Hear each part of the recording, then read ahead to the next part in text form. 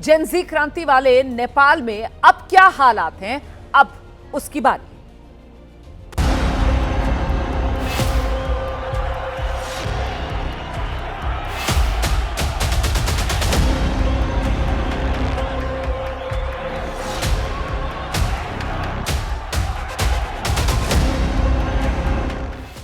मैं इस वक्त नेपाल की राजधानी काठमांडू में ठीक उसी गेट के बाहर खड़ा हूं जहां पर 24 घंटे पहले आपको ये दिखा रहा था कि कैसे लोगों और पुलिस के बीच में टकराव चल रहा था। यहां टीयर गैस के छेल छोड़े जा रहे थे और उधर से पथराव हो रहा था।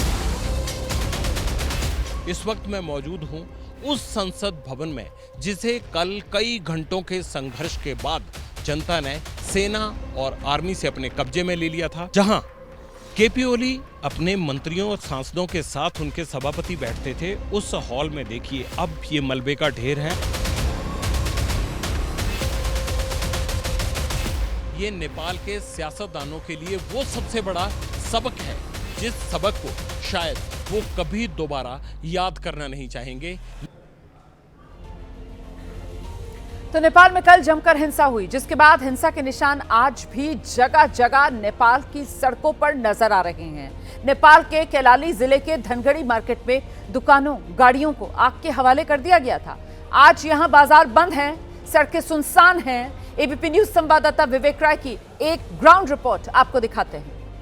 हम इस वक्त नेपाल के कैलाली जिले के धनगढ़ी क्षेत्र में मौजूद हैं और धनगढ़ी क्षेत्र में मंगलवार को जिस तरीके से आगजनी हुई वो तस्वीरें सबने देखी, पर एबीपी न्यूज की टीम ग्राउंड पर पहुंची है और ग्राउंड से एक तस्वीर हम आपको दिखाने जा रहे हैं। सामने की तस्वीरें अगर हम देखिए तो ये आगजनी के दौरान किस तरीके से जो सरकारी गाड़ियाँ हैं उनको किस तरीके से जलाया गया। यहाँ पर 2 फोर व्हीलर गाड़ियों के साथ साथ यहाँ लगभग आधे दर्जन के करीब में जो 2 व्हीलर गाड़ियाँ हैं उन पे आगजनी जो है की गई है। आगजनी करके उनको जलाया गया है।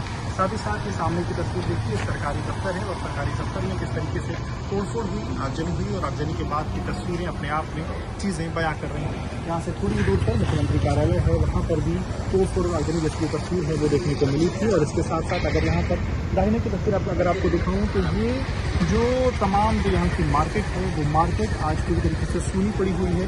और जिस तरीके से जनजी का जो प्रदर्शन था वो जनजी के प्रदर्शन के बाद सोमवार को प्रदर्शन की शुरुआत हुई और मंगलवार को जो तस्वीरें थी वो सबने देखी।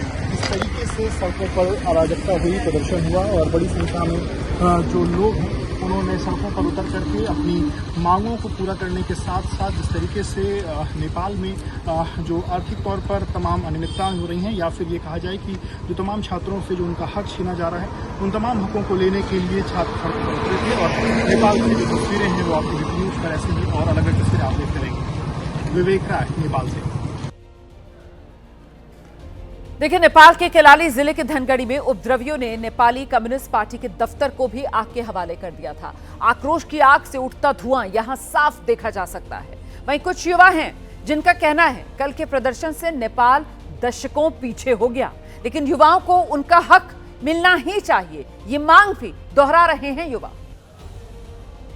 इस वक्त नेपाल के धनगढ़ी के इमाले का जो दफ्तर है वहाँ पर मौजूद है और इस दफ्तर की जो तस्वीर है वो देखिए तो पूरी की पूरी जो तस्वीर है यहाँ पर आगजनी जो है कल हुई है, पर युवाओं में जो रोष था उन्होंने अपना जो तरीके से कहा जा सकता है कि जो एक लंबे समय से जो उनकी सरकार से मांग थी उन मांगों के खिलाफ जब चीज़ें नहीं हुई, उन मांगों के साथ साथ जब चीज़ें नहीं हुई मांगों के हिसाब से, उसके बाद जनजी सड़कों पर उतरे और ये तस्वीरें देखने को मिली।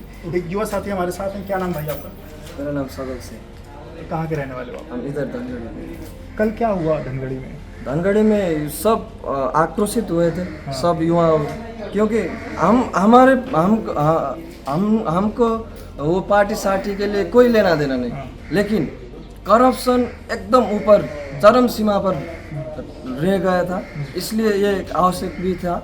इसलिए मतलब युवा जो हुआ वो जरूरी था, देश के युवाओं के भविष्य के लिए जरूरी था।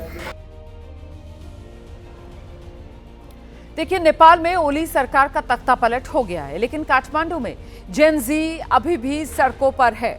उनका दावा है कि उनकी मांगें पूरी होने तक आंदोलन तो जारी रहेगा। इसीलिए अब यह समझना जरूरी है कि प्रदर्शनकारियों की नई मांग आखिर क्या है, और वही मांग अब आपको विस्तार से मैं बताने जा रही हूं। तख्ता पलट के बाद जेनजी की मांग है कि संविधान फिर से लिखा जाए, मतलब नए सिरे से संविधान लिखा जाए। 3 दशकों की लूट की जांच की जाए। जिन प्रदर्शनकारियों ने अपनी जान गंवाई उन्हें शहीद का दर्जा दिया जाए।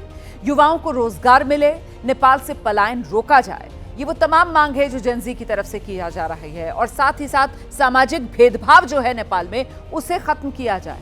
मौजूदा सांसद तुरंत बर्खास्त कर दिए जाएं। अंतरिम सरकार के गठन के फौरन बाद चुनाव करवा लिए जाएं। ये मांग है जो जेनजी की तरफ से की जा रही है। मतलब इस संसद को भंग कर दिया जाए और फौरन ही नए चुनाव कराए जाएं, नई सरकार जो अंतरिम सरकार बने उसके नेतृत्व में।